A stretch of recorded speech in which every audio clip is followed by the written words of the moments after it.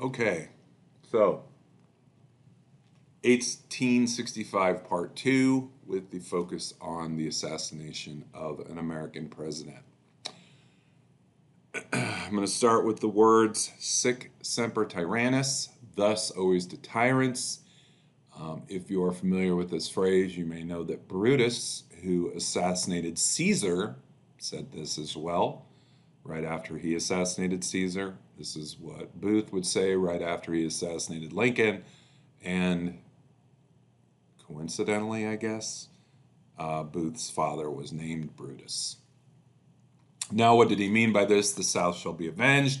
The South will be set free.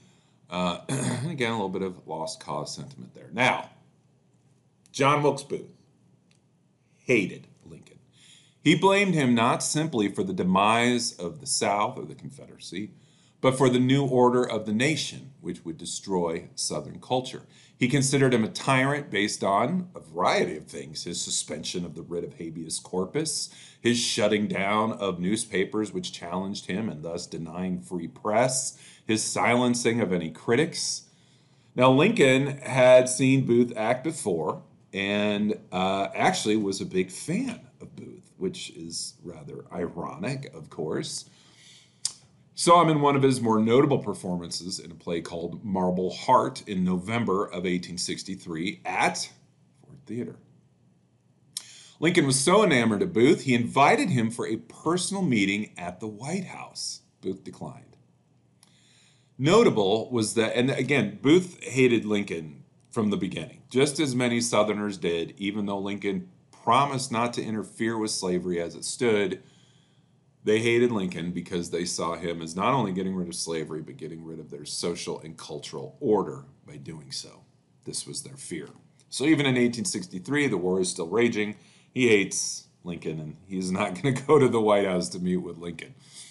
Notable was that Booth directed many of his villainous speeches in that play toward the president himself, and toward the presidential box, in a way that appeared he was actually reciting them toward the president. Someone with Lincoln that night said, quote, "He almost seems to be reciting these lines to you." Lincoln replied, "He does talk very sharp at me, doesn't he?" Initially, this was to be a kidnapping plot. They would hold Lincoln ransom for Confederate prisoners. This would change, though, as the war came to an end. So Booth and the rest decided to steer toward assassination of the president and other high-ranking officials. Now, what's kind of interesting here, and there's so many, the web of all these connections is so strange. The father of Booth's girlfriend, who was Lucy Hale, his girlfriend was Lucy Hale at the time. Her dad was Senator John Hale. He invited Booth to the second inaugural address. There are photos that you can find online, or I show them in class, that shows Booth was maybe 50 feet away from the president while Lincoln gave that second inaugural address. It is absolutely creepy to think of what could have been done, because that is when he wanted to snatch him with the original kidnapping plot. Now, prior to actually beginning the rampage that would lead to assassination, Booth wrote a letter and left it for the editors of the National Intelligencer, which he hoped would explain, or at least help explain, the justification for some of his actions. Now, the letter is quite infamous on its own. I'm going to read just a little bit of it, and we'll talk about how he dropped the letter off, if you will. But again, well, I'm going to read the last paragraph. "For a long time, I have devoted my energies, my time, and money to the accomplishment of a certain end. I have been disappointed. The moment has arrived when I must change my plans. Many will blame me for what I am about to do, but posterity, I am sure, will justify me. Men who love their country better than gold and life." Booth thinks he's going to be the hero.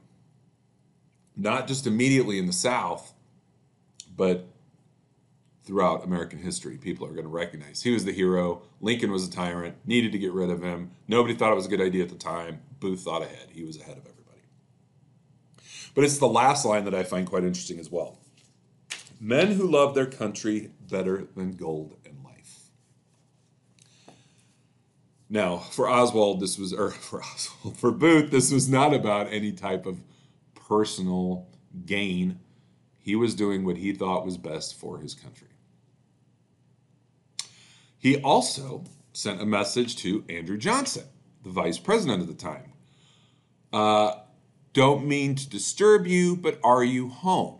Some believe this is proof that Johnson was involved in the plot, but actually he was a target. Booth was trying to make sure he knew where Johnson would be. He informed Atzerodt, who was in charge of that, which we'll get to in a minute. But again, the eeriness of sending somebody to the home, don't mean to disturb you, but are you home?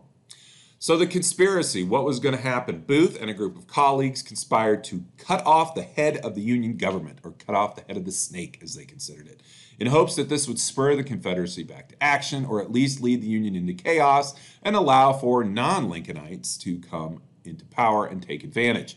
This was to be a coordinated attack. Everyone was to attack their victim at the same time, and it was centered around a line in the play My American Cousin that drew the most laughs. Booth believed the loud laughter would drown out his gunshot. Now, George Atzerodt was to kill Andrew Johnson. Lewis Powell was to kill Secretary of State William H. Seward. Booth was to kill Lincoln and U.S. Grant. This is a part of the story that is often minimized, and I don't know why it is so rarely discussed.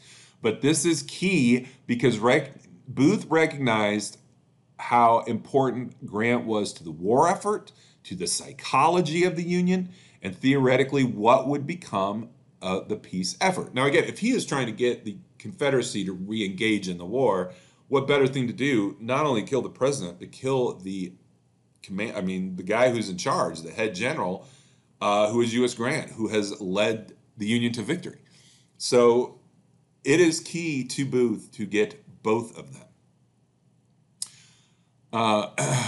There is actually some rather chilling evidence of Booth and his mates running into Mrs. Grant in a restaurant earlier in the day. And he would see both of them later in the early evening as well. But Mrs. Grant Julia had told a story about she was in a restaurant eating. A group of people came down, sat in the table next to them, and stared at them and talked in hushed voices. And it scared the heck out of her. Now, the Grants were supposed to go to Ford Theater with the Lincolns that night, but Julia Grant could not stand Mary Todd Lincoln and refused to go. She told U.S. Grant he was to go with her to visit their children in New Jersey. And considering that Grant had been at war for years, this sounded like a good idea to him. So he canceled on Lincoln. But this foiled Booth's plan. He wanted to kill both Grant and Lincoln. Instead, of course, Henry Rathbone and his fiancée Clara Harris would go in Grant's stead. Tragic story. After the shot, Booth would stab Rathbone and get away. Rathbone felt guilt for years, became increasingly unstable mentally because of this. He held various government positions, but was never able to shake his anguish and guilt over his inability to stop the assassination of the president. Some years later, while serving as U.S. consul to the province of Hanover, he would attack his children. Clara tried to protect them, and he shot and stabbed her to death. He was found not guilty due to insanity. He would spend the rest of his life in an asylum and die in 1911. Really, just a tragic story of a guy who just happened to be able to go to a play with the president. Now, one of the conspirators actually went to the Grant's door at noon that day on the 14th with a message that the Lincolns would pick the Grants up at 8 o'clock. Julia informed the person that they would not be attending. Later that afternoon, as she had lunch with a friend at the hotel, as mentioned, the four main conspirators actually came into the restaurant, sat down next to the two women. Julia would tell us about this later. He told her to forget about it. Booth still wanted to kill Grant. He would find out about their location later. And I'm going to read from this. John Matthews is the man who Booth gave the letter to give to the newspaper. And Matthews knew him well. He worked, at the theater. He was friends with Booth. Booth was extremely popular. I often talk about him as the Brad Pitt of his day. Women would stand outside the theater hoping to just see him, hoping to get his autograph. He was very much loved and worshipped.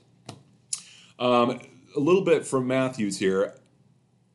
It was afternoon on Good Friday, April 14th, 1865, about 4 o'clock, that I met John Wilkes Booth on horseback on Pennsylvania Avenue. He goes he's just kind of talking to Booth. And then he says, observing his paleness, nervousness, and agitation, I remarked, John, how nervous you are. What is the matter? To which he replied, oh, it's nothing. And continued, Johnny, I have a little favor to ask you. Will you grant it? Why, certainly, Johnny. And he gave him the paper or the letter and asked him to send it. At that moment, and this is from Matthews at the trial, speaking at the trial, at that moment I observed General Grant riding by in an open carriage, carrying also his baggage. Seeing this, I called Mr. Booth's attention to him and said, why, Johnny, there goes Grant right there. I thought he was coming to the theater this evening with the president. Where? Booth exclaimed. I pointed to the carriage. He looked toward it, grasped my right hand tightly, and galloped down the avenue after the carriage. So Booth knows that Grant's not coming to the theater. He still wants to kill him. Grant just happens to be riding by while he's on Pennsylvania Avenue speaking with Matthews. As they're en route to the train station to go to New Jersey, their carriage is passed by a man on a horse. It is Booth. So he saw the carriage, took off, passed them, looked into the window of the carriage, and saw Grant.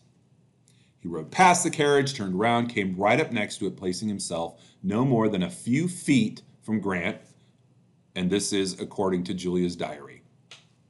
Quote, he thrust his face quite near the general's and glared in a disagreeable manner.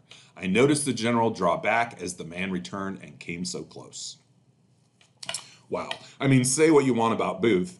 Obviously, he's evil. He was an assassin, and he killed arguably the greatest president in our history. But wow, that's gutsy. Grant is known as the Butcher. Grant takes no quarter. Grant will do whatever he has to do. And this guy just rides right up next to him, puts his face right next to him. It shows Booth really believed in the conviction of his effort. But of course, he does not kill Grant. He knew he could not because he would be caught at that point. If he kills Grant on the street, he's going to be caught right away. And his real prize was the old fox. That's what Booth called Lincoln. So if he kills Grant, the old fox survives, and he was much more valuable dead than Grant was. So the Grants rode on, stopping in Philadelphia for a meal. Soon after they sat down, a messenger came running to Grant with a telegram, then 2 more telegrams, and Grant's face whitened like a sheet. He told Julia the president had been shot. He needed to return to D.C. He spent an hour with his children, and back to D.C. he went. The day after the assassination, the Grants received an anonymous letter that read, quote, General Grant, thank God as I do that you still live. It was your life that fell to my lot, and I followed you on the cars. Your car door was locked, and thus you escaped me. Thank God. Now, this is from Michael O'Laughlin, who was accused, well, we're pretty sure, right? Michael O'Laughlin, who was accused of trying to kill Grant. He would be acquitted, though. Could it be that after learning the Grant's not going to Ford that night, Booth asked a 5th conspirator to kill Grant on the train? Strangely enough, at O'Loughlin's trial, Grant did not mention any of this in his testimony and made no mention of the attempt on his life. Still, it was a close call. Again, according to O'Loughlin, if that door had not been locked, Grant would have been killed on the train. Atzerodt, for his part, was supposed to go after Andrew Johnson. He lost his nerve. He would drink all night at the bar. And actually, he sold the gun he was supposed to use and used that for drinking money. Lewis Powell was a large man, strong man. If you've seen images of him, you know he looks like a force to be reckoned with, right? He would go to Seward's home. He was able to gain entrance and would severely injure Seward, his son, and his bodyguard. Edmund Spangler would assist Booth at Ford's Theater. David Harold would assist Booth as he made his way out of D.C. into Virginia. Other notables, of course, include Mary and John Surratt, who each assisted in the conspiracy and provided comfort to Booth and Harold. Samuel Mudd would set Booth's broken leg, not knowing that Booth was the killer. And in fact, Mudd would go to town that morning to get supplies for something, left his family in the house with Booth and Harold. When he goes to town, he finds out the president has been shot. He finds out it is the man who is in his house with his family alone. Goes back to the house. Fortunately, Booth and Harold have left, though. Now, there have been plenty of documentaries, movies, etc., that portray all the vicissitudes of this, so I will refrain here. But I would state that the hunt for Booth after the assassination is as interesting as any of its type. After 12 days, it finally ended. He was shot, his spine severed, while in a burning barn. Now, some dispute whether he shot himself, what exactly happened, but we know he died right there. Upon his dying breath, he asked that his hands be raised to him so he could see them. Again, his spine had been severed. He cannot move. He asked that his hands be lifted up, upon which he would utter simply, "Useless, useless." In the end, only one of the four murders took place. Unfortunately, it was probably the most important person of the four. Again, in theory. Powell injured a handful of people, but his gun jammed. Atzerodt, again, simply chickened out. Julia Grant's decision not to go to Ford Theater may have spared Grant's life. Their decision to lock the door on their train probably spared their life, but it appears as if other attempts fell short as well. Now, after the assassination, riots would ensue in northern cities, leading to almost 200 deaths. A Democratic newspaper in San Francisco had its offices burned. Two former presidents from the South, Franklin Pierce and Millard Fillmore, faced angry crowds outside their home for not showing enough evidence of mourning. Now, the day prior to the assassination, the Stars and Stripes would be raised above Fort Sumter again. If you'll remember right, Fort Sumter is where all this begins, and notably where the war itself will end. The rest of April and May, we see many remaining Confederate troops, for the most part, surrender. General Edmund Kirby Smith would surrender in June after news reaches him of Lee's surrender 2 months prior. May 10th, 1865, Jefferson Davis is captured in Georgia. At the end of the war, as Yankee troops approach, a joyous celebration erupts. This was known as Jubilee, as folks knew slavery was ending. One Virginia woman remembered, quote, "such rejoicing and shouting you never heard in your life, and one can only imagine." There were other benefits of emancipation at the end of the war. Now, again, when we get to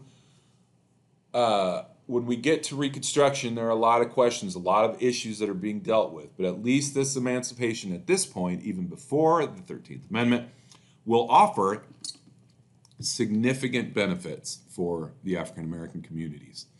There is newfound autonomy in general, freedom from white control. Family, churches, schools, newspapers, other social institutions begin to develop. Churches, schools, newspapers, and these other social institutions. The family, of course, families are able to be brought together and stay together. They create their own communities with their own social institutions, similar to immigrants prior and after the war. African American churches became a prominent social organization in these communities, among the first institutions that African Americans fully control. Ministers often helped congressional members to adapt to changes after the war and with emancipation, and the most notable, really, or the most prominent, would be the African Methodist Episcopal Church, or the AME, which will continue to be a driver of African American intellectual activity well into the 20th century. New schools educated not just children but adults, as I've mentioned before. Many had been prevented from learning earlier. One Georgia freedman wrote to a friend, quote, "The Lord has sent books and teachers. We must not hesitate a moment, but go on and learn all we can." Social institutions and organizations like fraternal orders, benevolent societies, newspapers began to develop. By 1866, the South had 10 black newspapers, led by the New Orleans Tribune. Name changes were made to symbolize a new beginning, get rid of the former owner's last name, for example. Many former slaves acquired guns, Second Amendment. Changes. One significant benefit of freedom was the ability to travel without a pass and without having to be checked by patrollers who had enforced the pass system. This led to more travel, mostly to find a new home. One woman intoned, quote, "If I stay here, I'll never know I'm free." Now, there will be some issues, right? Unfortunately, during Reconstruction, when the South puts new efforts toward control. Well, we'll get to Reconstruction, the end of Reconstruction, which very much lays the groundwork for the need for a second civil rights movement or a second civil war. Last thing, calls for equal rights as citizens. Frederick Douglass would say slavery is not abolished until the black man has the ballot. Now, this is key because this is an issue that will be discussed throughout Reconstruction. What to do with the former slave? Do we give the freedmen full rights? Do we just give them the vote? Do we just free them? These are the questions. And again, all this kind of falls under this idea, is this about revenge or is this about reconciliation? And of course, another thing that I think is important to note is that Memorial Day gets its origins here. This is an effort led by former slaves to celebrate those who gave their lives during the war. So that is assassination. That is 1865. That is the end of the war. Next up will be Reconstruction. First, you have presidential Reconstruction, then you have radical Reconstruction. And oh boy, it's not easy.